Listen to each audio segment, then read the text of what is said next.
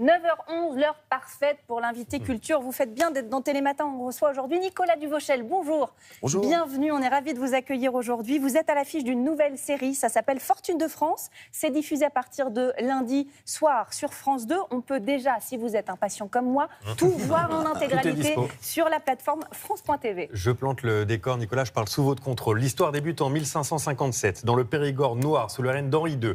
Nous sommes en pleine guerre de religion, les catholiques d'un côté, les protestants de l'autre. Vous incarnez Jean de Siorac, un noble, courageux, lettré, scientifique, très proche de votre famille d'ailleurs, et protestant. Tout à fait. Et la particularité, c'est que votre femme, elle, est catholique. Les images, pour entrer dans le vif du sujet, on en parle dans un instant.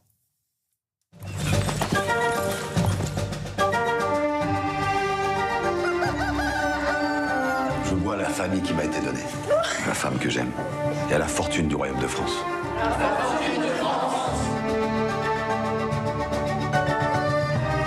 Christui Jesus, Santa Maria Mater. Christ ne vous suffit donc pas. Toujours regarder sa cible dans les yeux. Les mensonges diaboliques de l'hérésie protestante. Dans mes cauchemars, c'est toi que j'entends crier dans les flammes.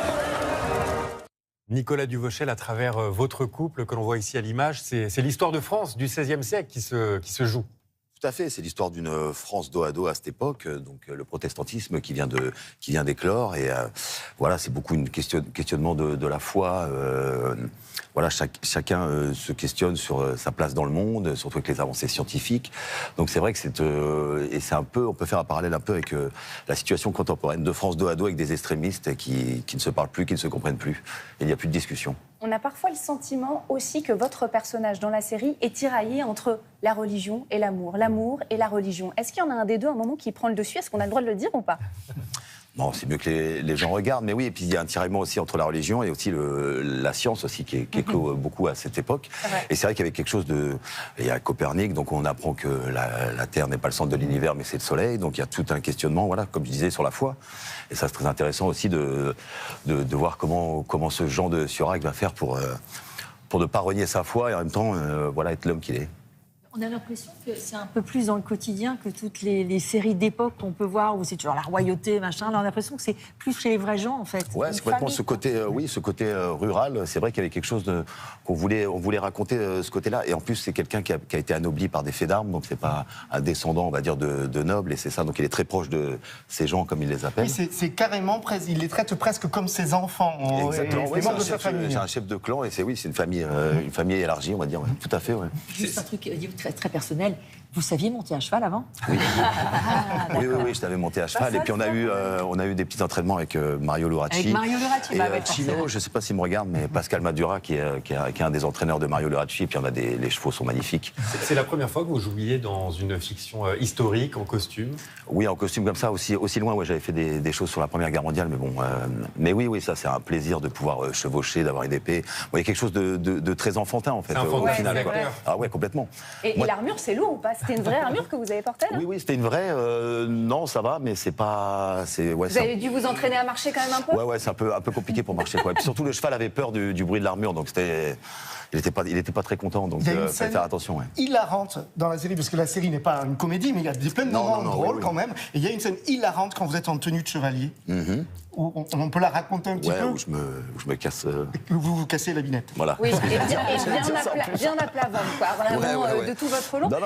Jouer une série historique comme ça, vous avez une petite appétence, non, pour l'histoire? Je crois que ça vous vient de votre papa. Complètement. Vous connaissiez vraiment bien cette période avant ou pas? Je me suis replongé dedans en lisant un livre d'Olivia Carpi, qui a fait un mémoire sur la guerre de religion qui s'appelle Un conflit franco-français.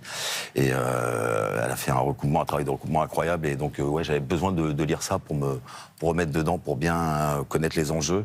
Et moi, j'adore l'histoire. Donc, c'était un bonheur de pouvoir rejouer à cette époque, c'était assez fou. Vous aviez lu la saga de Robert Merle, dont est issue la série télé, ou pas, et adaptée? Non, parce que Christophe a un peu remanié le texte. Il a gardé beaucoup du texte original, et il y a beaucoup d'histoires qui ne sont pas, donc on s'en est tenu au scénario. Mais je sais qu'il y a un ami de mon père, c'est son livre de chevet, il adore cette série. Je crois qu'il y a 13 tomes.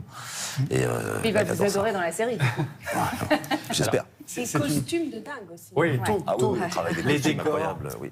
Tout est vraiment très soigné. soigné, très, très beau. Alors, série historique, on le disait, mais vous l'avez souligné, très actuelle aussi, avec des thèmes qui font écho à ce qu'on vit actuellement. Conflit de classe, la place des femmes aussi, de votre femme notamment, l'obscurantisme. Ça, c'est quelque chose qui vous a attiré quand vous avez lu le scénario? Oui, bien sûr, puis il y a des très beaux rôles de femmes dedans, et c'est vrai que il y a quelque chose de, oui, après la place de la femme n'était pas la même qu'elle l'est maintenant, mais comme on dit, derrière chaque grand homme, il y a une grande femme, je ne sais pas si on a le droit de dire ça, mais oui, il y avait quelque chose de, voilà, même pour Henri II, il y avait sa mère, il y avait toujours, voilà, une femme derrière, donc, mais oui, ça m'a plu aussi de voir ça par ce prisme de la femme, oui. Nicolas, on aime bien faire des surprises à nos invités qui viennent chaque jour dans Télématin. On en a une pour vous, figurez-vous, et elle est très très bien.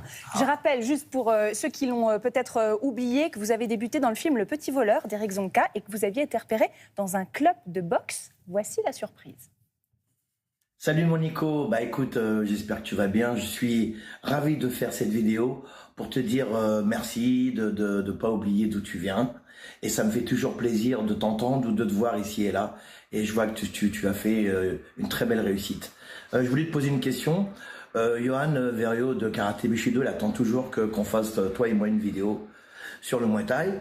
Et la deuxième chose, quand est-ce que tu passes me voir dans ma nouvelle salle à Bercy? Tu fais un bisou aux enfants, je t'embrasse et je suis fier de toi. Beau gosse. Ah, c'est touchant, ouais. C'est qui ça? C'est André Zetoun, c'est mon maître de boxe thaï. Et c'est vrai que à cette époque, quand j'ai commencé en 96, j'étais pas, il y a des petits problèmes comme on a tous, comme on est adolescent, trouver sa place, c'était un peu turbulent. Et c'est vrai qu'il m'a remis dans le droit chemin. Donc voilà, c'est quelqu'un qui compte beaucoup pour moi. Et j'ai beaucoup d'amitié pour cet homme. Ouais. Il n'oublie pas d'où il vient, c'est ce qu'il dit. Qu'est-ce que ça veut dire quand on a votre notoriété et de ne pas oublier d'où l'on vient au quotidien? Je sais pas, après c'est une question d'éducation. Voilà, après il y a beaucoup d'acteurs aussi qui changent quand ils sont un peu connus, ça leur fait tourner la tête. Et c'est vrai que moi je préfère rester terre à terre. Et... Ça n'a jamais été votre cas, vous? Non, je crois pas. Non. Enfin bon, après ça fait un peu prétentieux de dire ça, mais je crois pas. Mais il y a quelque chose de... Ouais, je sais d'où je viens et j'oublie pas ce que je faisais il y a 25 ans. Donc il y a quelque chose d'une réussite, mais ouais, faut pas oublier d'où on vient et rester les pieds sur terre. La vidéo démo, on l'a dans quoi, 2-3 jours du coup, ou maintenant qu'il vous a posé la question? Oui, il faut que j'aille le voir. Non, mais c'est vrai que ça fait un petit bout de temps qu'on s'est au téléphone et il faut que j'aille le voir faire cette vidéo pour Karaté Bushido. C'est vrai.